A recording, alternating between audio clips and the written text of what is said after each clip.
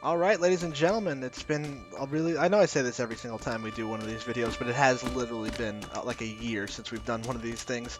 I'm doing a Let's Look on Unravel today, so if you wanted to see what the game is like, what it's about, you came to the right place. I'm going to play the first level. As you can see, 3 of 5 secrets found means I've already played the first level.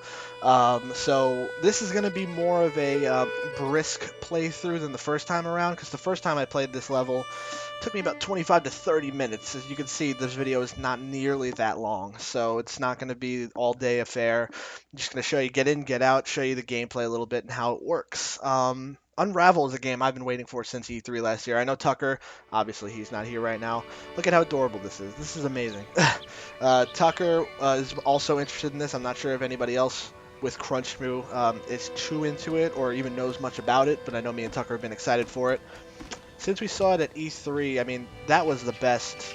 Just look at these graphics. This is truly stunning graphics. And now that I'm not an idiot and have set my my Elgato to 1080p as opposed to 480, I'm so sorry to those of you who've been watching CME.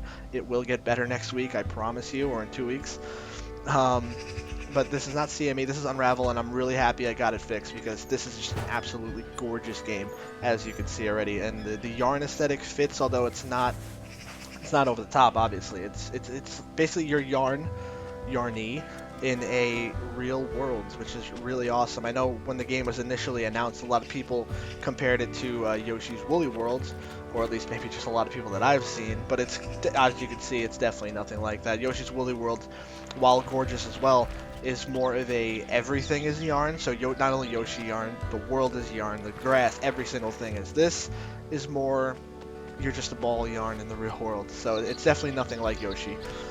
Two great games though. You should play them both, and I'm saying that including this one too, because I've only played a little bit of this, basically this first level, and a little bit more ahead. But with what I've played, this game looks absolutely amazing, and I'm not just talking about the way the graphics look. It's just it plays really well. You can see everything looks smooth, and everything plays just as smooth as it looks. Like this, it goes perfectly. There's a couple parts that are a little tricky once you get to them for the first time. Like, not this part. I think it was a part coming up similar to swinging across the trees, where the first time I played it, it was a little tough to get used to, but it's nothing you can't get past. Plus, this is essentially the training level, and for a tutorial level, it's actually it makes you think, honestly. The part with the well, I shouldn't have been stupid enough to get stuck on it, but I got stuck on it for a few minutes. I think it's coming up pretty shortly after this.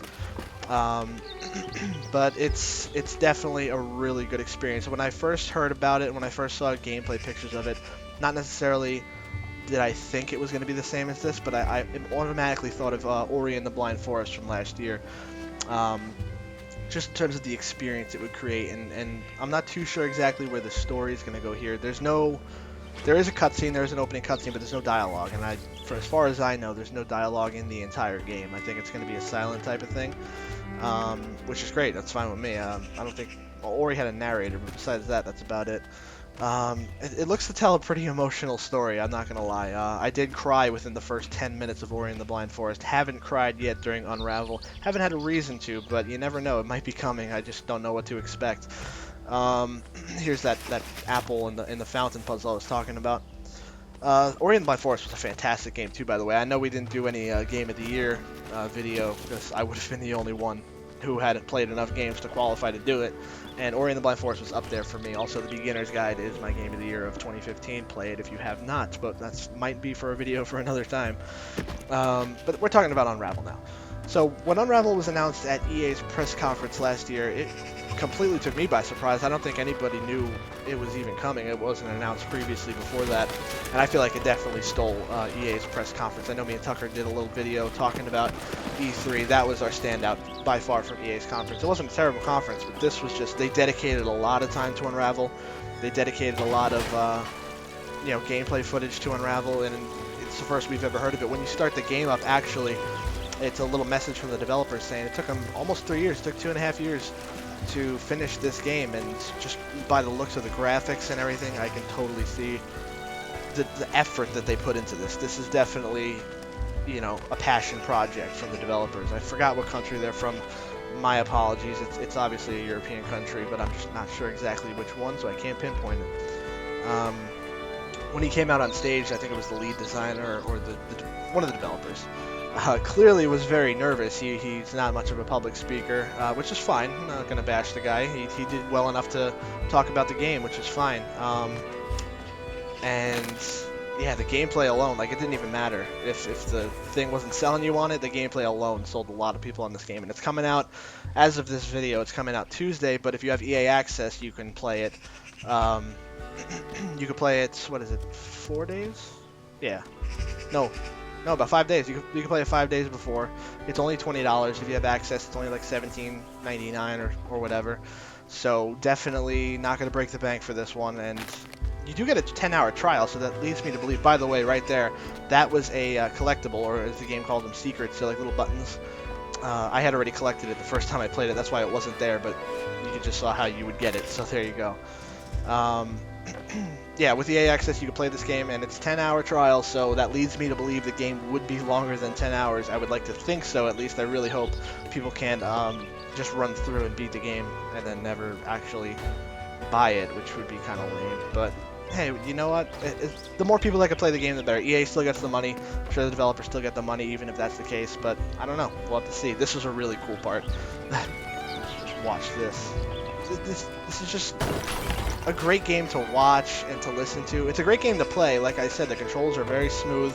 Animation's beautiful. It runs perfectly. But just listen to that music and listen to that.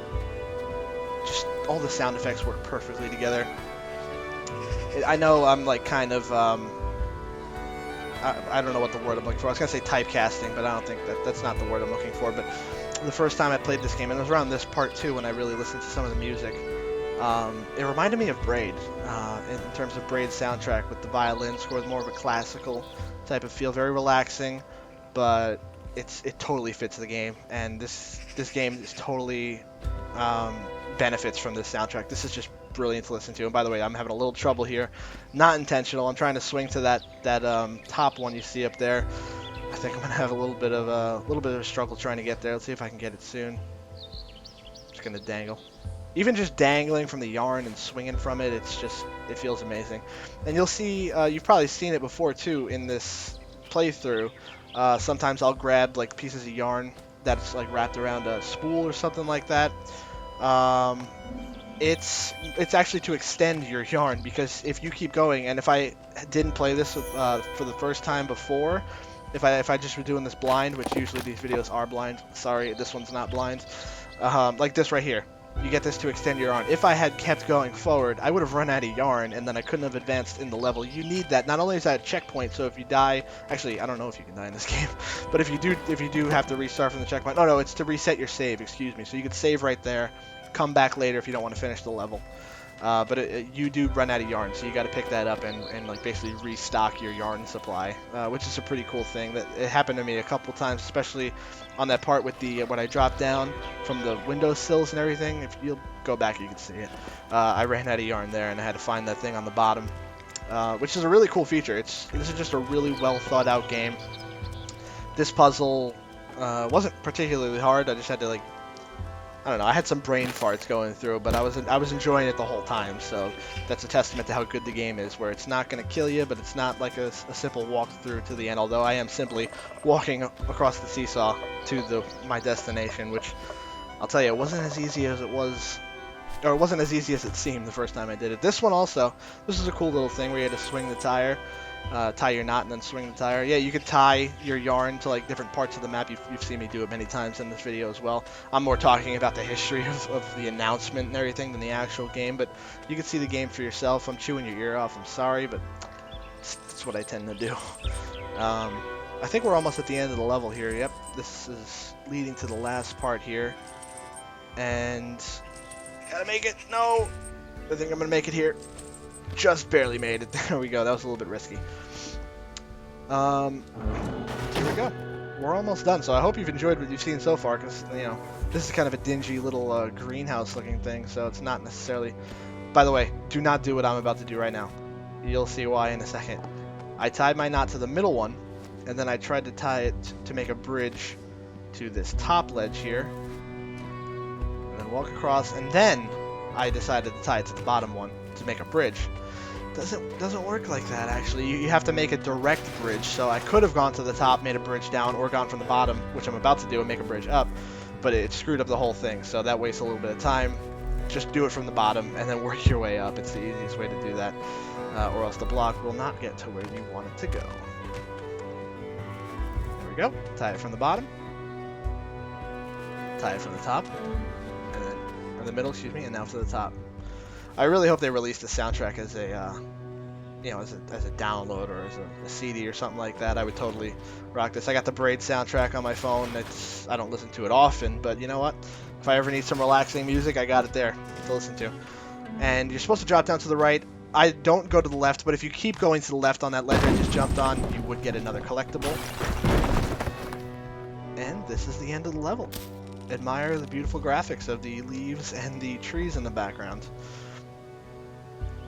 Poor Yarny. I need a Yarny collectible. I need like a Yarny plush or whatever. They gotta sell that, right? I gotta check the merch store or whatever. I got that Yoshi amiibo, the cutest thing in the world. I have Yoshi's Woolly World and it's a great game, but I never used the amiibo with it. I just wanted the amiibo because it's made of yarn.